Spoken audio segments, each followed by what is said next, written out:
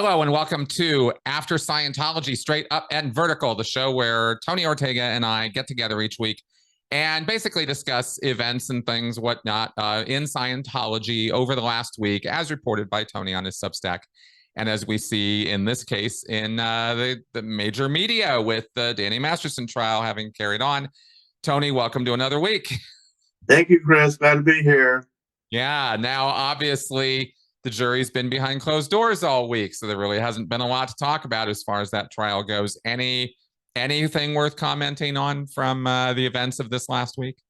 Well, the jury in the retrial has now been out longer than the jury was in the first trial and has asked fewer questions. And the questions they have asked are kind of curious.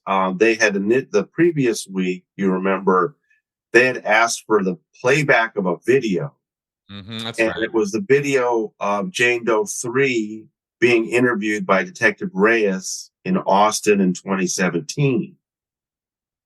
This week, they asked for some readback of testimony, and it was Sean Hawley cross-examining Jane Doe 3 about that video with Detective Reyes. And so what was strange about that to me was, 5 days later, they're asking for testimony to be read back about the same exact issue that they had asked to see in video. It's just kind of stunning to me that they're still apparently hung up on the same exact point. And for those of you that aren't following this that closely, there are 3 women, Jane Doe 1, 2, and 3, that are accusing Masterson of forcible rape. Jane Doe 3 is the one who was in a relationship with him for 6 years before there was this incident in December 2001. This unconscious sodomy that he's not charged for, but he's charged for something that happened the month before in November 2001. And one of the things the defense has tried to do is raise questions about that. If he's being charged for something that happened in November, why wasn't she was talking instead about this other incident whenever she was being interviewed back then? Right. So that's the what the defense wants the jury to ask about. And so, when you see them digging into that, it kind of makes you wonder if maybe they're having a hard time coming together with a verdict on Jane Doe 3. Right. But what about Jane Doe 1 and Jane Doe 2? They haven't asked a single question about that. And so people ask me, do you think that they've already settled perhaps on guilty verdicts for those 2? Well, we don't know. I will remind you, we had the same thought last time. When the first jury was out for the first trial, they had asked for some readback. Also, I think of Jane Doe 3, or maybe I think in that case it was Jane Doe 1. And so people were asking me, do you think they've already settled for guilties on the other 2? And it's very tempting to think that, but then it turned out they were unable to reach verdicts on any of the 3. That's right. If that's the case this time, what's curious is that it's taking so long for them to come to the judge with that. That if they're stuck, why haven't they come to Judge Olmedo and said so? They've been out, 7 days now.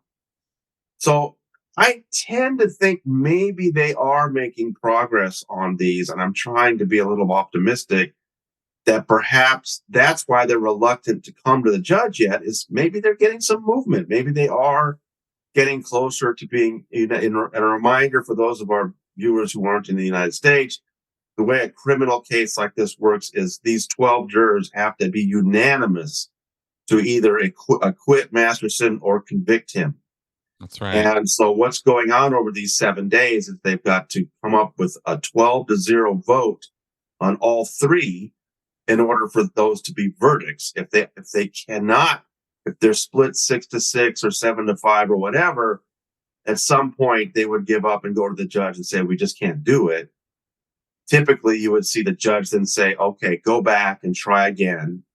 And then if they still can't, then she would declare a mistrial. It's the judge who declares a hung jury and a mistrial, not the jury.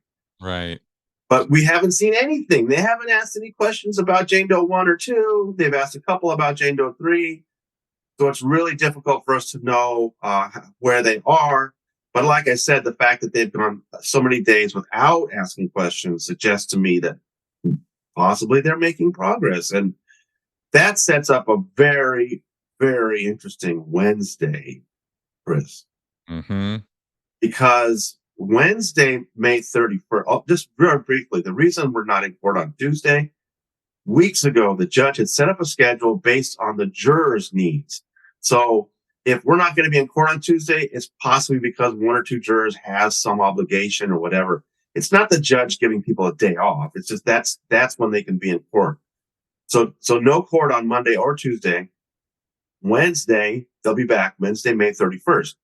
Well, that's also the day that she had scheduled the evidentiary hearing, Right. looking into how the prosecutor's discovery material, all this really important police reports, emails, text messages, photographs, which had been turned over just for the defense to use, ended up in the hands of the Church of Scientology. And that's something that they want to get to the bottom of.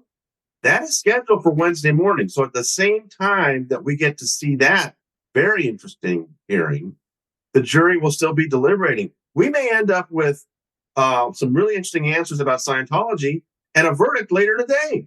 Exactly. I have no idea what's going to happen here. But it's going to be interesting. As David Bowie says, I promise it won't be boring. How interesting. I'm curious. This might be a stupid question, but I'm just going to ask it anyway. Can the judge make some other determination as to taking over? The judge can't just nullify the jury. If the jury's just hung, it's pretty much automatically a mistrial, right? I mean, as far as I know, the judge is just waiting for the jury to come back to her. And like I said, if the jury comes back to her and says we can't reach a decision, she will tell them to go back and keep trying. But then if they come back again, then she really has no choice. She has to declare a mistrial because the jury was unable to do anything. But she can't impose her own Right. sort of ruling on guilt or innocence. That's, as you know, if you remember from her jury instructions from day one of jury selection back in April, she was saying, you are the deciders of fact. Mm. The jury literally decides what is true and not true, who to believe, what happened. The jury literally decides what happens, what happened, whether these women were forcibly raped or not. Right. Once that jury makes that determination and believes the women in their testimony or not, whatever they decide, that's then established as the facts. Got it. And if it's a conviction, then it's the judge's role to impose a sentence. So that's another thing. I know I've seen on social media some people saying maybe this jury doesn't feel there's enough evidence to send a man to life in prison. This jury does not know what the potential sentence is. That has never been told to this jury. They have been told from day one of jury selection, the sentence, the penalty is not your, not your decision. You have nothing to do with what the penalty would be. You are simply trying to decide what happened, what is factual. It's the judge who would then decide. And should we briefly go over these three counts and Please. why there's So he's facing 3 counts of forcible rape that happened between 2001 and 2003. Any of those 3 on their own, Chris, the district attorney could not charge Danny Masterson individually on because too much time has passed and it's beyond the statute of limitations. Right. So Jane Doe 1 is, and Jane Doe 3 is the first one from November 2001. Jane Doe 1 is from April 2003, and Jane Doe 2 is from approximately October 2003. So none of those 3 on their own could be brought against Masterson today. However, California has this strict one strike law that different violent felonies can be charged under. One of them is multiple forcible rapes. That's the key word, multiple. So as long as there's more than one that he's facing Then what happens is not only can they be charged, but they bring penalties of 15 years to life each. Right. And as Deputy DA Reinhold Mueller explained, once you have a potential life sentence involved, there is no statute of limitations, and he can bring those charges at any time. So that's why Danny Masterson is facing this trial at all today, is that you have multiple forcible rape counts carrying 15 to life penalties. So if he's convicted of 2 of these counts, he's looking at 30 years to life in prison, and that Judge Almeida would decide the actual penalty. If he's convicted of 3 of them, he's looking at 45 years to life in prison. But here's the crazy thing. If he's convicted of only 1 of them, Chris, he doesn't go to prison, Right. because then that one on its own is barred by the statute of limitations. That's why they filed 3 counts knowing they needed at least 2. Right. And so that's the tricky thing here. Yeah, exactly. And I've had difficulty understanding exactly what the context of the law was that was putting this forward, because I knew it was the 15-year increment. I knew some of that, but not all of it. And I think the same is for my audience, which is why I wanted to talk about, clarify that. So thank you for filling in all the blanks on that. It's because it is kind of weird, but because of that, but that's the only way you can bring the case. I wanted to ask you, since we're in this sort of lull period, and it looks like, very likely something's going to give this next week.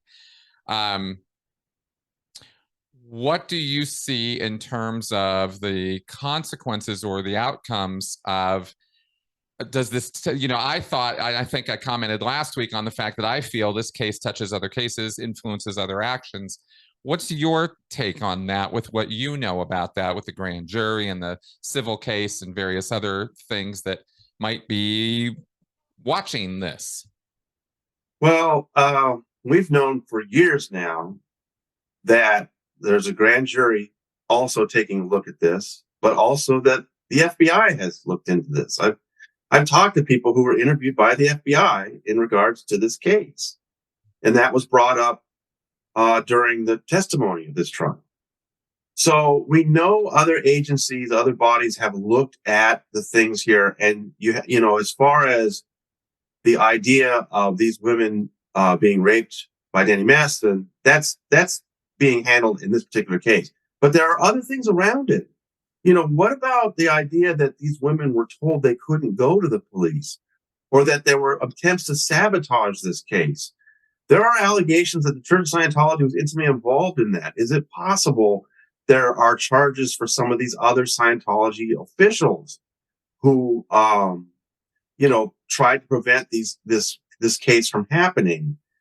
I've always wondered if these other agencies are hanging back and waiting for this to be concluded. Mm-hmm. Because if Masterson is convicted and faces prison time, then perhaps it makes it a little easier for these other agencies to then say, okay, let's take a look at why these women's rights were denied for so many years. And that's when you start to get maybe some other act. But, we don't know. Scientology is going to cry and whine and say that we're accusing them of things that they didn't do. But I personally know some very interesting evidence in this case involving Scientology's meddling. And you would hope that some agencies would look at that, but we just don't know at this point. Right. Exactly. It seems it's just conjectural, of course, because we can't know what their priorities are or what their marching orders are. I commented last week that NXIVM, the criminal operation of NXIVM, was known about, at least according to a woman I interviewed who was part of that organization, who literally was the one who went to the New York Attorney General's office with the information in 2012. Yeah. And they didn't do anything with it, right? It took political will, it took legal will, it took public pressure via Me Too and the New York Times in order to make that happen. And so, well, I would say that, actually, I know that the feds had heard about them even earlier than that, because I remember writing about at the Village Voice, where I was the editor. I remember we wrote a big story about Xenu in 2008. Wow. And we knew that the law enforcement was aware of what they were doing. I mean, they were accused of basically trying to have Rick Ross killed, the guy, the cult expert that was looking into them. So, why did it take the feds so long to do anything? And it seems pretty obvious in that case. It was when the news about the branding came out. That's right. And you have this sexually prurient element that makes people wince. And then it's like the federal government says, oh, we got to do something about that. Exactly. It's like, yeah, but what about all the extortion, exploitation, and horrible things they've been doing for 20 years? No, you're branding a woman in her pubic region? Oh, we got to throw these guys in prison. Exactly. So I feel like it's kind of the same thing with Scientology. Is the federal government has decades of evidence of financial extortion, ripping apart families, subverting law enforcement. I mean, so many things that Scientology does day in and day out. But it's almost like they need some kind of strange tipping point that they know they can take into court that'll really turn a jury's stomach. Right. I don't know. And I can't help but wonder whether this case might be exactly that, or at least thought of or perceived as exactly that by whatever powers that be. Again, wholly conjectural. Yeah. I have no secret sauce line with anybody on this. I'm just wondering, based on things we know.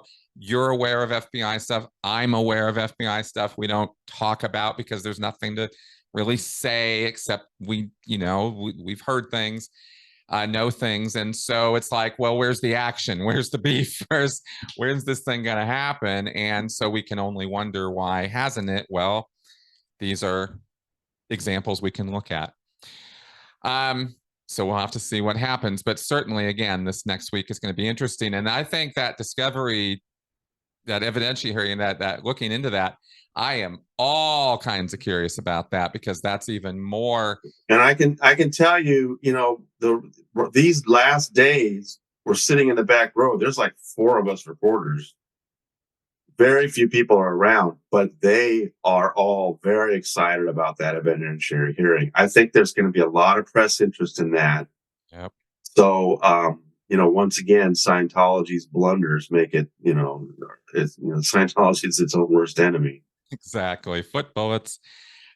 Big time. All right. And other than that, of course, last week was kind of the usual in terms of their fundraising for their ideal organizations. We saw evidence of that coming out of Toronto, and, the bigwigs, big wigging and that kind of thing. It's all sort of the usual song and dance that they play. The only comment I have about that is, even now, it still boggles me that it's all the same music from 20 years ago, and the Scientologists still dance to it. Well, one thing that interesting piece of evidence this week is, we had this the latest Impact magazine that showed the big donors, including Nancy Cartwright, who's now up to 21 million in giving. But I always point out that's just giving to the IAS, the International Association of Scientologists, which is the membership organization, and it's basically church leader David Miscavige's legal slush fund. Mm-hmm. And that's where you tend to see the biggest amounts of people that have given 10, 15, 20 million dollars. But I always point out that's only one way that these wealthy Scientologists are asked to give money. They also asked to give millions more for ideal org projects, building projects, dissemination initiatives. And a real great piece of evidence of that was this week. Steve and Peggy Fabos are one of these wealthy couples that spends a lot of money. And I think for the IAS, they've given like $11 million, something like that, which is just an incredible amount of money. But we got evidence this week that also just for ideal orgs, they've given $33.8 million. So triple what they've given the IAS. God damn. I mean, yeah. I can't talk about effective turn on the vacuum cleaner, right? High pressure, like suckage here. This program is just they are rolling in it. And I mean, please, I cut you off. Go ahead. No, you think about how much money do they clear on a student hat? How much money do they clear on a survival rundown? And you realize that Miscavige has just shifted his focus entirely to getting this money out of these wealthy people, because 11 million IAS, 33 million ideal org, that's almost $50 million just from this one couple. That would, how many individual Scientologists would it take to get that kind of money out if you were just doing courses and training, Chris? You can see how the money is so much better on just getting straight donations from these wealthy people. That's right. And that was the shift that Miscavige really, I think he first hit on it in the 1980s with the war chest, the beginnings of the IAS. But I think it really kicked into high gear after Lisa McPherson. And he was like, you know what? It's a little dangerous to be selling and delivering this auditing stuff, because look what it can happen to people. And it gets out into the public. And we've been able to cover up these, these introspection rundowns and these baby watches. But now there it is, right in the public on the front page of the Tampa Bay Times. Shit, we can't hide this anymore. Let's shift gears. I absolutely think that was a calculated move. Yeah, because I also post these old historical statements by L. Ron Hubbard at my .org site, and I'm looking at some stuff he was saying in 58 and 59, that period, and it's all about making clears, training new auditors. This is what's going to spread Scientology around the world. That was L. Ron Hubbard's focus. You never saw him talk about donations. And now, Miscavige has placed such a less emphasis on processing or training. And it's all about give us money so we can make the new civilization happen. Now, how this new civilization is supposed to happen by giving David Miscavige millions is never really explained, but the Scientologists keep giving it. That's right. That's right, because it's just that bubble world. It's upside down world there. They don't have to think about it. They just know on faith it will be wonderful, And it wasn't until I got out of Scientology and really, really, really started thinking about it that I realized that a Scientology civilization would look like North Korea. Yeah, I was like, thank God we're not clearing the planet, Right. All right. Well, that is our thoughts, and back and forth on this last week. And so you guys hang tight. We're gonna have a interesting ride this week. And of course, when we do hear about this, we will have a video response for you. If that goes down this week, there will be just please make sure you signed up for pre-emails at tonyortega.substack.com, because Wednesday's going to be interesting one way or the other. And who knows, maybe we'll have some verdicts later that day or Thursday or something. But these folks have had enough time. Let's go. Exactly. Time to make it happen. All right, guys, I will see you otherwise. We'll see you in a couple days or next week. Bye-bye.